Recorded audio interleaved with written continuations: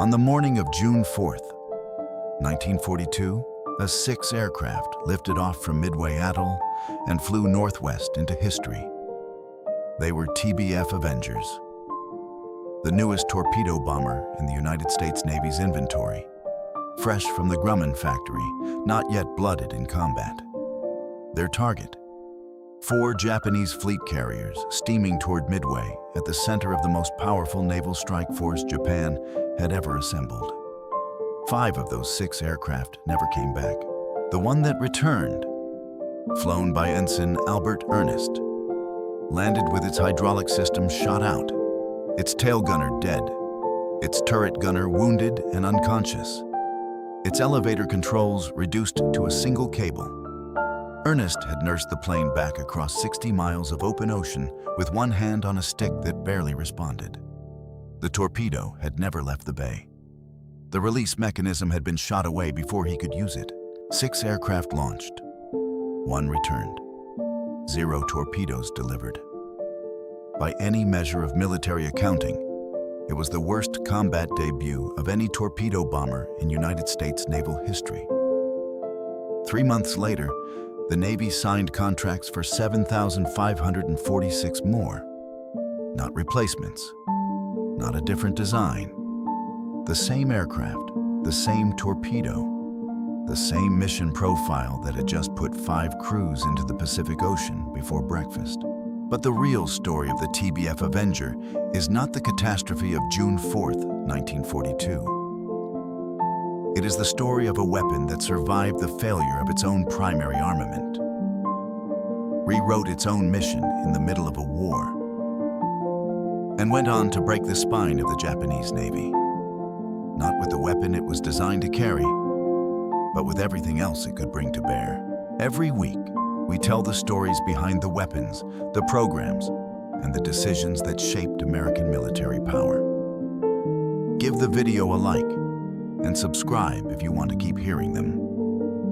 The story begins not in a shipyard or a hangar, but inside a Bureau of Aeronautics specification document. Washington, D.C., 1939. By the late 1930s, the United States Navy had a problem it could no longer ignore. The Douglas TBD Devastator, the torpedo bomber then flying from American carrier decks, had been state-of-the-art when it entered service in 1937. 2 years later, it was already obsolete. Its top speed was 206 miles per hour. It carried no armor. Its single, 30 caliber rear gun offered token resistance against modern fighters. And to deliver a torpedo with any reasonable chance of accuracy, a Devastator pilot had to fly straight and level at under 100 feet and under 115 miles per hour, directly into the teeth of whatever anti-aircraft fire the enemy chose to put in his path. The Imperial Japanese Navy was not standing still. By 1939, Japanese carrier aviation had demonstrated range, coordination, and offensive power that no American planner could dismiss. The Zero fighter, then in final development, would outrun and outclimb anything the United States Navy currently had on a flight deck. A torpedo bomber that could not survive the approach to its target was not a weapon. It was a delivery mechanism for casualties. In March 1940, the Bureau of Aeronautics issued Design Specification SD 11214. The document asked for something that did not yet exist: a carrier-based torpedo bomber capable of 300 miles per hour at altitude, with a combat range of 1,000 nautical miles, able to carry one 22-inch aerial torpedo or 2,000 pounds of bombs in an internal weapons bay, crewed by 3 men, and equipped with folding wings for carrier stowage. The specification further required self-sealing fuel tanks, pilot armor, and defensive armament capable of engaging modern fighters from multiple angles. The engineers who read that document understood what it meant. 300 miles per hour was 45% faster than the Devastator. An internal weapons bay, standard on land-based bombers but unprecedented on American naval torpedo aircraft, added structural complexity that would challenge any airframe team. 1,000 nautical miles of combat range demanded either an enormous fuel load or an engine of exceptional efficiency. The Navy was not asking for an incremental improvement. It was asking for a generational leap on a carrier timeline in the middle of a deteriorating global security environment. Two companies responded with serious proposals. Vought Aircraft, based in Stratford, Connecticut, submitted the XTBU-1 Seawolf, a clean, capable design that would eventually demonstrate competitive performance. Grumman Aircraft Engineering Corporation, operating out of Bethpage, New York, submitted what would become the XTBF-1. Grumman had been building naval aircraft since its founding in 1929. The company's F-3F biplane and F-4F Wildcat had established a reputation inside BUAIR for structural toughness and carrier compatibility. Aircraft that could take punishment, fold their wings, and keep flying off wet, pitching decks in conditions that punished fragile designs.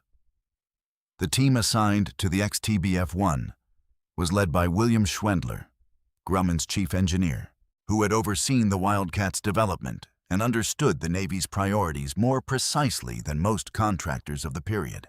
Schwendler's team made three foundational decisions that separated the Grumman proposal from its competitor. First, they placed the torpedo inside a fully enclosed internal bay, a solution that reduced drag dramatically and protected the weapon from battle damage during the approach. Second, they arranged the three-man crew in a vertical stack along the fuselage center line, with the turret gunner operating a powered .50 caliber position directly behind the pilot and the radio operator bombardier positioned below and aft, covering the ventral arc through a rear-facing tunnel gun. This arrangement gave the Avenger defensive coverage that no Japanese fighter pilot could count on ignoring. Third, they selected the Wright R2600 twin Cyclone radial engine, rated at 1,700 horsepower, the most powerful engine then available for naval aircraft in this class, and the one component most likely to actually deliver something close to the 300-mile-per-hour requirement. In April 1940, the Bureau of Aeronautics awarded Grumman a development contract valued at $4.5 million for two XTBF-1 prototypes. The Vought XTBU-1 received a parallel development contract, a hedge the Navy maintained because no one was certain either design would fully meet the specification. As development proceeded, the Seawolf demonstrated genuine capability. But Vaught's production lines were already committed to the F-4U Corsair, a program the Navy considered higher priority. The Bureau transferred Seawolf production rights to Consolidated Aircraft in San Diego. There, competing priorities, workforce constraints, and an unfamiliar airframe combined to strangle the program before it reached the fleet. The Seawolf never entered production. The field belonged to Grumman. The first XTBF-1 prototype flew on August 7, 1941, from Bethpage, Long Island, with Grumman test pilot Hobart Cook at the controls. The flight lasted approximately 1 hour. The aircraft handled well at altitude, demonstrated acceptable carrier approach characteristics, and reached 271 miles per hour, short of the 300-mile-per-hour specification, but close enough that BUAIR accepted the variance in exchange for the weapons load and defensive armament the design carried. A production contract followed in December 1941. The first fleet deliveries reached Naval Air Station Norfolk, Virginia, in January 1942. The timing was not accidental. Pearl Harbor had happened the 3 weeks before the production contract was signed. The Navy needed a torpedo bomber that could survive combat. What it received was an aircraft that would spend the next 3 years proving, in ways no specification document had anticipated, exactly what survival required. The TBF Avenger was not a graceful aircraft.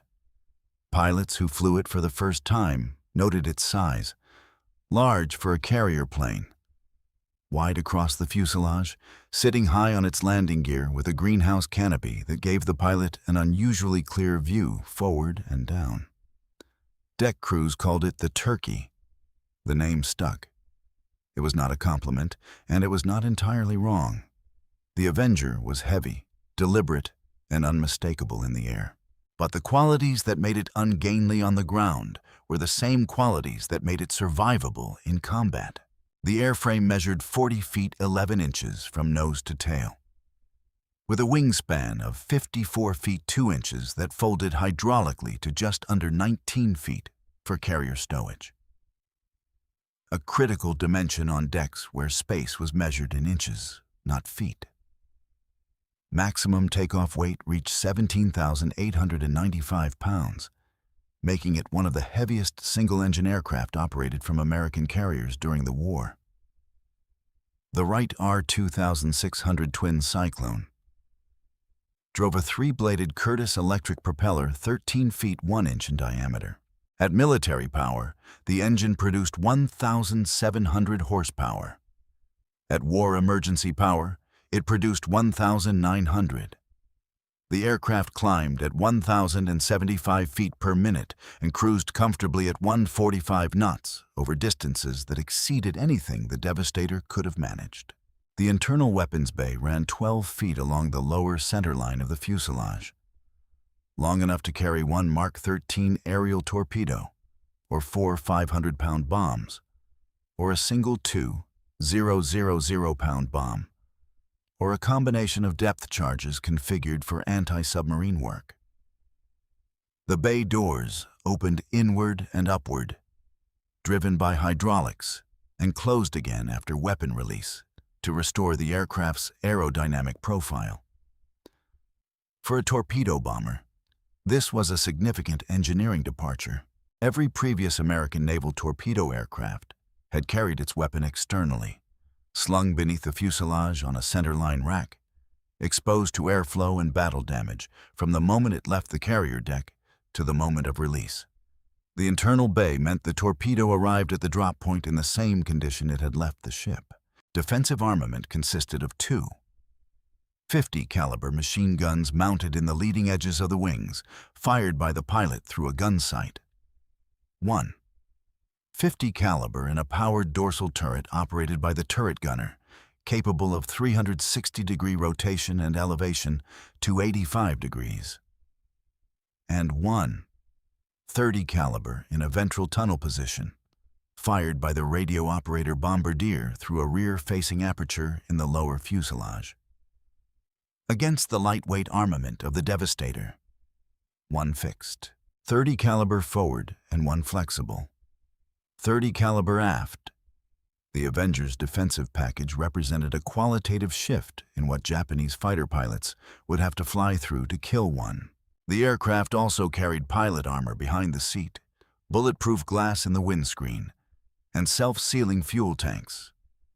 Standard features on land-based American fighters by 1941, but not yet universal on naval strike aircraft. These were not afterthoughts. Schwendler's team had built them into the original design because the mission profile, low, slow, straight, into defended airspace, demanded them. An aircraft that could not absorb battle damage and still reach its release point was not completing its mission. The armor and tank protection were, in practical terms, as important as the engine. And then there was the torpedo itself.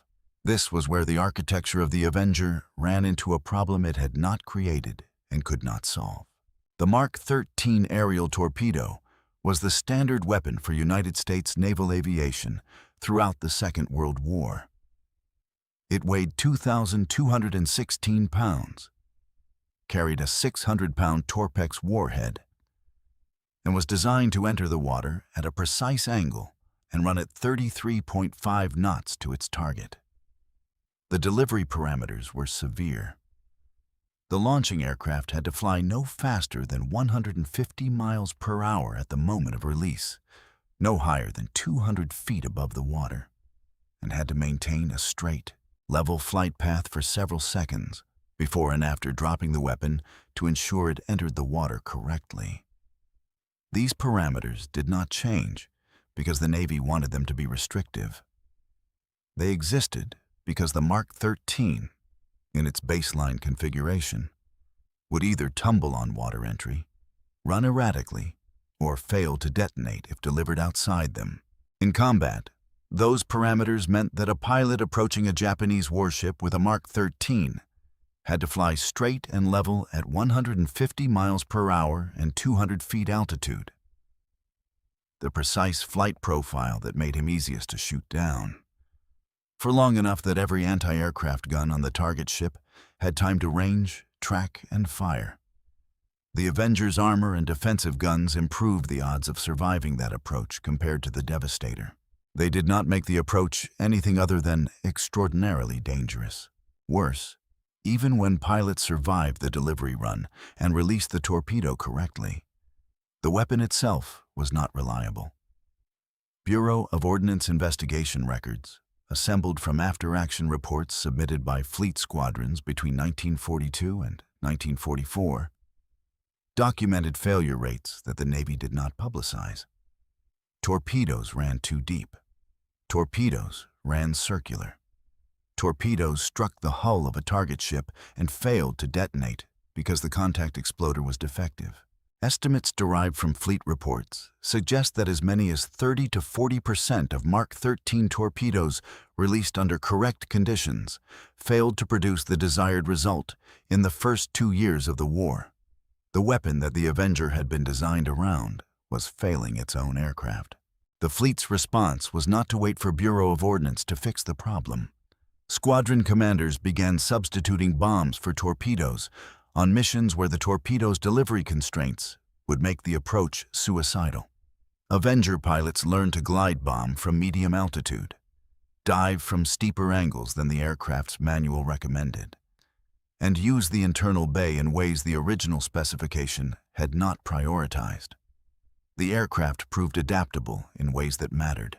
It was stable enough for accurate bombing, large enough to carry a meaningful load, and tough enough to bring crews home from missions that should have killed them. The fix for the Mark 13 itself came from the field, not from Washington.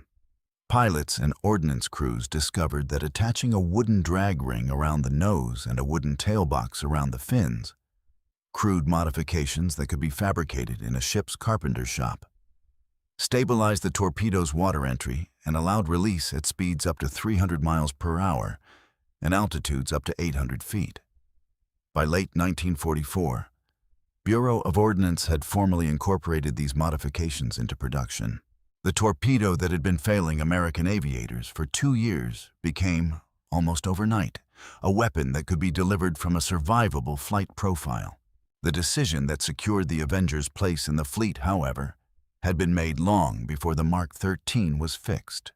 Grumman's production facility at Bethpage, Long Island, employed thousands of workers in a congressional district whose representatives sat on committees relevant to naval appropriations. When General Motors agreed in 1942 to convert its Eastern Aircraft Division plant in Ewing Township, New Jersey, to Avenger production, freeing Grumman to concentrate on the F-6F Hellcat, the program's industrial base expanded across 2 states and dozens of subcontractors, stretching into the workforce of nearly every northeastern congressional district. With a defense interest, the program had its champion. It had, in fact, several hundred of them, one for each district with workers on the line. The 6 Avengers that flew from Midway on June 4, 1942, were not the aircraft's only entry point into the war. They were simply the first.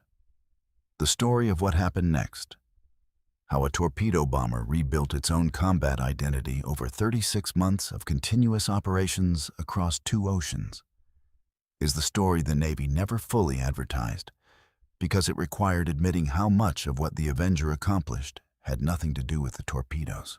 The aircraft that came to define American carrier strike power in the Pacific did so first in the waters around Guadalcanal, beginning in August 1942. VT-3, Vermont, 6, and a reconstituted VT-8. The same squadron that had taken 5 losses at Midway, re-equipped with Avengers, and flew from USS Saratoga, USS Enterprise, and USS Hornet into the grinding campaign for the Solomon Islands. The tactical environment around Guadalcanal was unlike anything the Pacific Fleet had faced before. Contested airspace, short warning times, and a Japanese resupply operation running down the New Georgia Sound, a channel American sailors called the Slot, that moved at night and had to be stopped. Avengers flying from Henderson Field on Guadalcanal itself, operating from a dirt strip under intermittent Japanese artillery fire, attacked Japanese transport convoys and warships with bombs when torpedoes were unavailable or the delivery parameters too dangerous. On the night of November 13, 1942, during the naval Battle of Guadalcanal, Avengers from USS Enterprise found the Japanese battleship Hiei in the waters north of the island. Hiei had already been damaged by American surface ships during the previous night's action. The Avengers attacked through the morning, contributing hits that left the battleship unable to maneuver or defend herself. Japanese forces scuttled Hiei that afternoon. She was the first Japanese battleship lost in the Second World War, and Avengers had helped put her on the bottom. The Guadalcanal campaign established a pattern that would define the Avengers' war.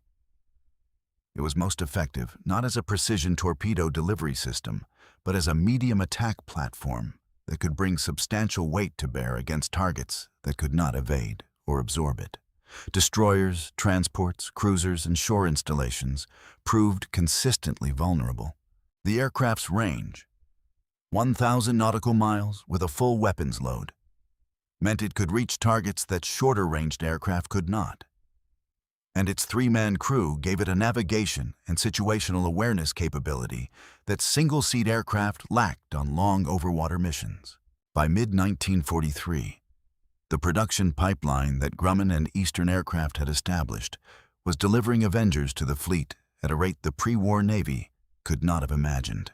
Eastern Aircraft's plant at Ewing Township, New Jersey, formerly a General Motors automobile assembly facility, had been retooled with remarkable speed. By the end of 1943, Eastern was producing TBM Avengers at a rate exceeding 150 aircraft per month. By late 1944, that rate reached 400 per month. The plant employed over 22,000 workers at peak production, the majority of them women who had never worked in aircraft manufacturing before the war, and who achieved defect rates that Grumman's own quality inspectors found difficult to improve upon. The Royal Navy's Fleet Air Arm received its first Avengers, designated Tarpan Macarduran, under British nomenclature, later changed to Avenger Mekbar Sawai. In 1943, under Lend-Lease arrangements, 958 aircraft were eventually transferred.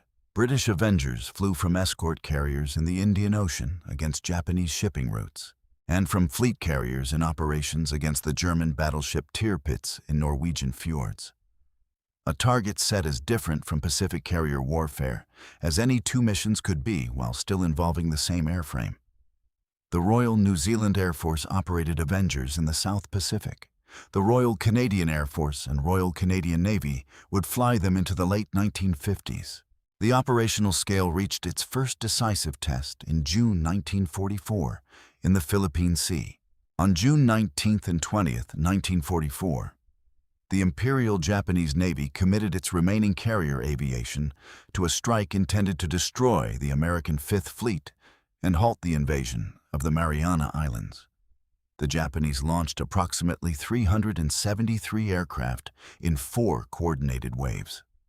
American fighter direction and combat air patrol, built around F-6F Hellcats vectored by shipboard radar, destroyed the incoming strikes with a thoroughness that became legendary. American aircrew called it the Great Marianas Turkey Shoot. Japanese carrier aviation lost over 600 aircraft in 2 days, a figure that represented not just planes and pilots, but the irreplaceable training pipeline that had taken Japan years to construct. Avengers from 15 American carriers participated in the battle. Their primary contributions were not to the fighter engagement, but to the counterstrike launched on the evening of June 20th, when Admiral Mark Mitcher ordered Task Force 58 to attack the retreating Japanese fleet at extreme range.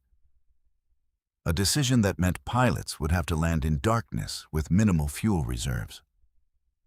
Avengers carrying bombs and torpedoes attacked the Japanese carrier force in the fading light, hitting the carrier Hayo with torpedo strikes that centered to the bottom, damaging 2 other carriers and sinking 2 fleet oilers. The strike cost 20 American aircraft to combat losses and 80 more to fuel exhaustion and night water landings on the return. But the Japanese carrier force that escaped the Philippine Sea would never again function as an offensive instrument. What remained of it met the Avenger again 4 months later. The Battle of Leyte Gulf, fought between October 23 and 26, 1944, was the largest naval battle in recorded history by the number of ships engaged. Japan committed 4 carriers, 9 battleships, 19 cruisers, and 34 destroyers in a final attempt to destroy the American invasion fleet at Leyte and force a negotiated end to the war. The United States Navy committed forces drawn from 3 separate commands across a front spanning hundreds of miles of the Philippine archipelago. What followed was not a single engagement, but 4 interlocking battles fought simultaneously across different sea areas, each with its own outcome, its own near disasters, and its own defining moments. The Avenger was present at all of them. In the Sibuyan Sea on October 24th, Avengers from Task Force 38, the fast carrier striking force under Vice Admiral Mark Mitcher, found the Japanese Center Force, the most powerful surface group Japan had ever assembled in a single formation. At its core was the Yamato-class battleship Musashi, displacing 72,800 tons at full load, armored with belts up to 16 inches thick, defended by 24 anti-aircraft guns of 25 mm or larger and dozens of smaller weapons. She was designed to absorb punishment that would sink anything else afloat. The Avengers attacked in coordinated waves through the afternoon. By the time the last strike departed, Musashi had absorbed 19 torpedo hits and 17 direct bomb hits. She capsized and sank at approximately 19:36 local time, taking 1,023 of her crew with her. No single aircraft type delivered all those hits. Helldivers, Hellcats, and Avengers all contributed. But the torpedo hits, the weapon that had failed so completely at Midway 2 years earlier, were decisive in breaking the Musashi's watertight integrity. And it was Avengers that delivered the majority of them. On October 25th, in the waters off Samar, a different kind of Avengers story unfolded. A Japanese surface force, 4 battleships, 8 cruisers, and 11 destroyers under Vice Admiral Takeo Kurita, emerged from the San Bernardino Strait and fell upon a group of American escort carriers and destroyers so outgunned that the engagement should have ended in minutes. The escort carriers of Taffy 3, each one a converted merchant hull carrying a complement of roughly 30 aircraft, launched every Avenger and Wildcat they had against Kurita's battleships. Not because the aircraft could sink them, but because there was nothing else to do. Avengers made dry runs. Pilots who had already dropped their weapons or bombs flew simulated attack runs against Japanese cruisers to force them to maneuver and break their gunnery solutions. When torpedoes and bombs were expended, crews dropped smoke floats. When smoke floats were gone, they strafed with 50 caliber guns against armor that those rounds could not penetrate. The harassment worked. Kurita, uncertain of what he was facing, uncertain whether the escort carriers were fleet carriers, uncertain why the American aircraft kept coming despite having nothing left to deliver, turned his force around and withdrew. The battle off Samar was the closest Japan came to a decisive surface victory in 1944. and it was stopped in part by Avenger crews making attack runs with empty weapons bays. The same week that Kurita withdrew from Samar, Avengers from USS Franklin and USS Belleau Wood found the Japanese carrier Zuikaku northeast of Luzon. Zuikaku had launched aircraft against Pearl Harbor on December 7, 1941.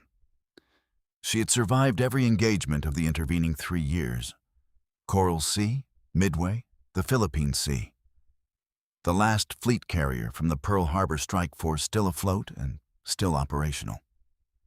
On October 25, 1944, Avengers put her on the bottom of the Philippine Sea. She took approximately 843 of her crew with her. The closing months of the Pacific War added a different dimension to the Avengers' record. As Japanese surface forces ceased to exist as an organized threat, the aircraft's role shifted towards shore bombardment, mining operations, and the systematic destruction of what remained of Japan's merchant marine. Avengers flew mining missions, dropping Mark 25 aerial mines into Japanese home waters and the Shimonoseki Strait, that contributed directly to the blockade strangling Japan's ability to import the oil, rubber, and raw materials its war economy required. By mid-1945, Japan's merchant shipping losses had reached a point where the home islands were functionally cut off from the resources of the empire they had spent a decade conquering. Across the Atlantic, a parallel campaign had been running since 1943. Avengers assigned to escort carrier hunter-killer groups, designated VC squadrons operating from CVE hulls, worked the mid-Atlantic gap that land-based patrol aircraft could not cover. VC-9 aboard USS Bogue, VC-13 aboard USS Core, and VC-58 aboard USS Guadalcanal flew ASW patrols with radar, sonobuoys, and depth charges, hunting German U-boats in the open ocean. The tactics were new, the equipment was still being refined, and the losses among both hunters and hunted were substantial. By war's end, Avenger-equipped hunter-killer groups had participated in the confirmed destruction of at least 30 German submarines, a contribution to the Battle of the Atlantic that rarely appeared in the same histories that covered Leyte Gulf or the Marianas. The final production figures told their own story. Grumman's Bethpage plant produced 2,293 TBF airframes before transferring the line to concentrate on the Hellcat. Eastern Aircraft's New Jersey operation produced 7,546 TBM airframes before VJ Day ended contracts across the industry.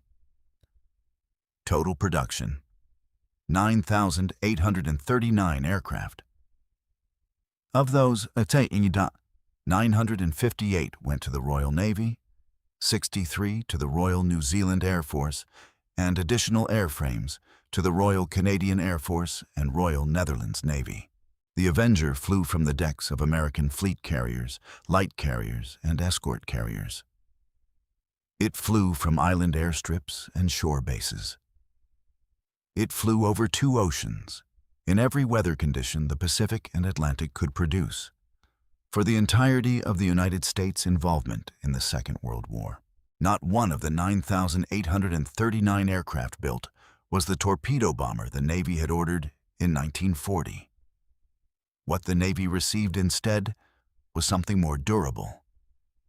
An aircraft that could be whatever the mission required, carry whatever the weapons bay could hold, and bring its crew home from missions that the original specification had never imagined. The Japanese instrument of surrender was signed aboard USS Missouri in Tokyo Bay on September 2, 1945. Within weeks, the production contracts that had sustained Eastern Aircraft's New Jersey plant at 400 airframes per month were canceled. The workforce that had peaked at 22,000 workers began to disperse. The assembly lines went quiet. The war that had driven the Avenger's existence was over, and the Navy that emerged from it was already thinking about what came next. What came next was jets. The transition did not happen overnight, but its direction was never in doubt. The FH-1 Phantom, the first jet aircraft designed for American carrier operations, flew in January 1945. The Grumman F-9F Panther followed in 1947. By 1950, the United States Navy had committed its carrier aviation future to turbojet propulsion. Aircraft that cruised at speeds the Avenger could not approach, that climbed at rates no piston engine could match, and that rendered the tactical logic of the torpedo bomber essentially obsolete. A strike aircraft that flew at 271 miles per hour in a world where interceptors flew at 600 had no future on a fleet carrier deck. The Avenger's displacement from the strike role was orderly and without drama. No congressional hearing examined it. No Secretary of Defense issued a cancellation memo. The aircraft simply aged out of the mission it had been built for, replaced by aircraft that performed that mission faster, higher, and with less exposure to the defenses that jet-age opponents could bring to bear.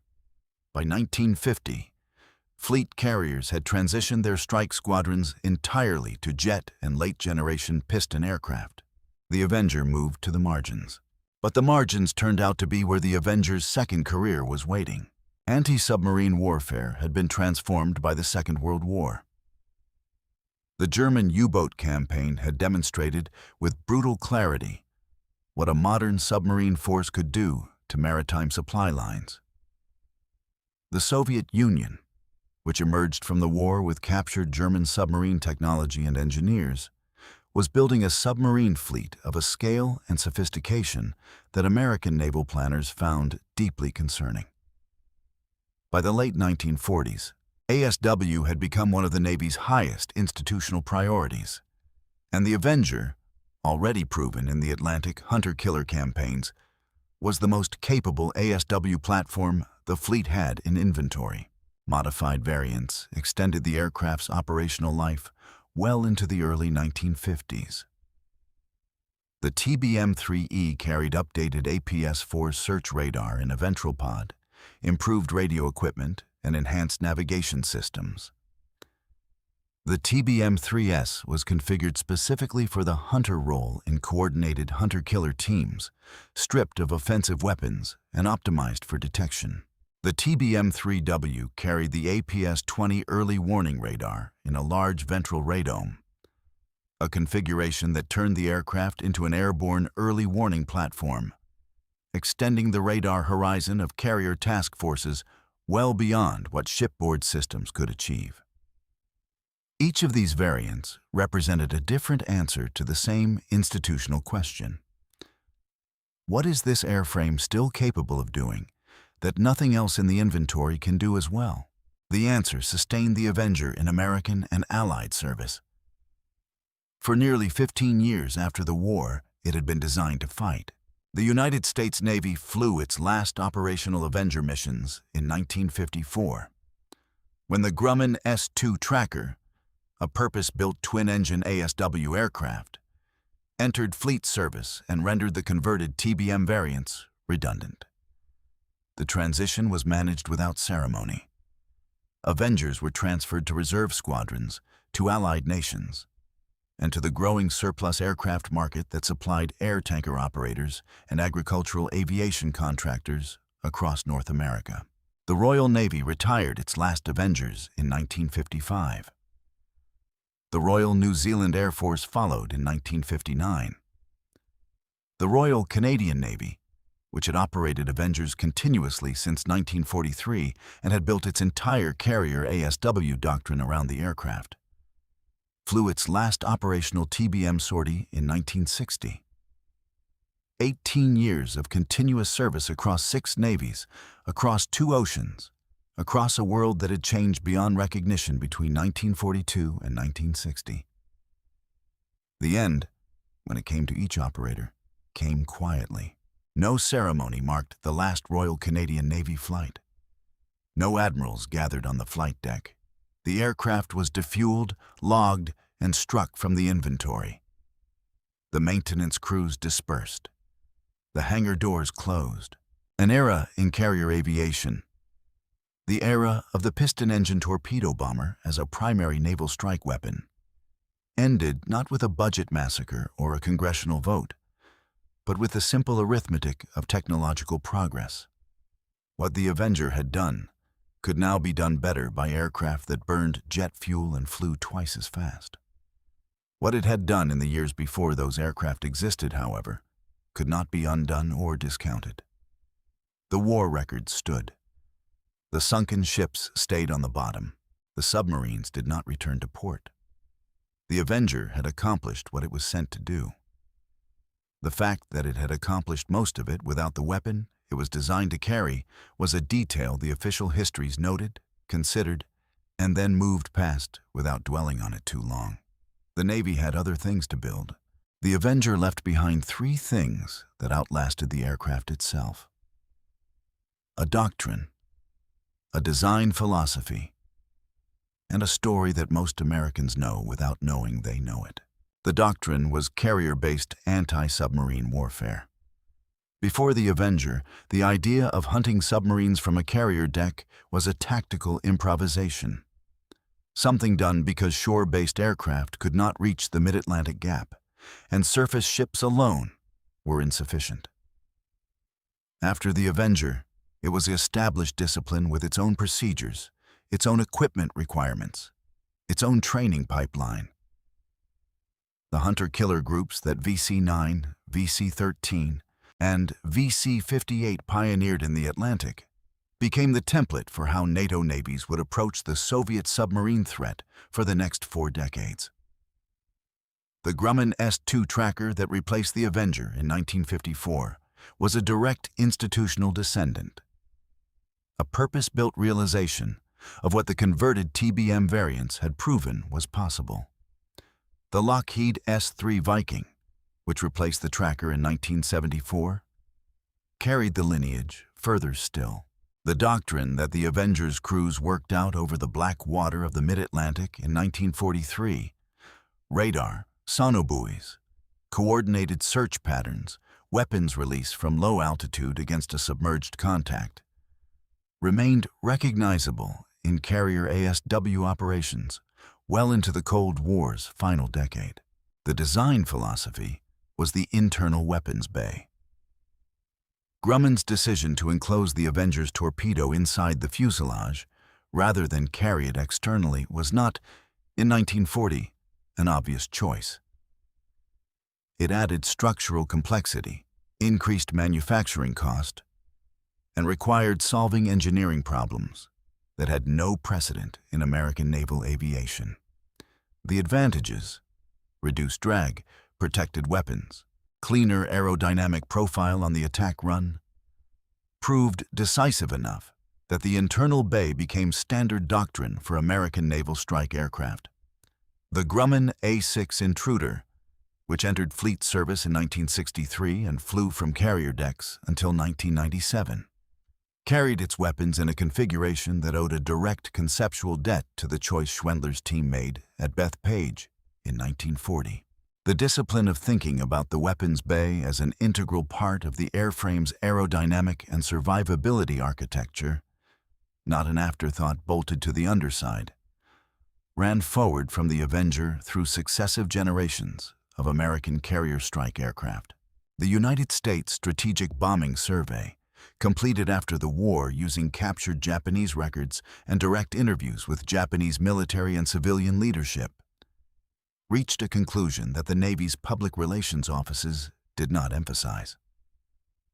The survey found that the blockade of the Japanese home islands, the systematic destruction of Japan's merchant marine and the mining of its coastal waters, was the second most decisive factor in Japan's economic collapse, exceeded only by the atomic bomb strikes on Hiroshima and Nagasaki. That blockade was enforced primarily by submarines and by carrier aircraft. The Avenger flew the majority of the carrier-based mining missions in Japanese home waters during the final year of the war. Its contribution to Japan's inability to sustain its war economy was structural and cumulative, not visible in any single battle, but present in every convoy that failed to arrive, every factory that ran short of raw materials, every warship that sat in harbor unable to fuel. The honest assessment of the Avenger as a weapons program is not complicated. It was not the torpedo bomber the Navy ordered. It was never able to deliver its primary weapon reliably for the first 2 years of its operational life. Its most celebrated moments, Musashi, Zuikaku, the Battle off Samar, came when it was carrying bombs or making dry runs with empty bays. The Mark 13 torpedo that it was designed around was not fixed until 1944, by which point the aircraft had already found other ways to be decisive. What the Avenger was, and what the Navy did not fully anticipate when it wrote SD 112-14 in March 1940, was adaptable. It was large enough to carry almost anything, sturdy enough to bring its crew home from approaches that should have killed them, and versatile enough to shift from torpedo attack to level bombing, to glide bombing, to anti-submarine patrol, to airborne early warning as the war's requirements changed around it.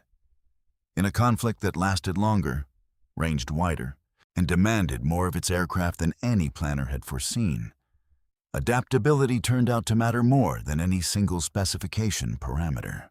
And then there is the story that most Americans know, even if they do not know the aircraft that carries it.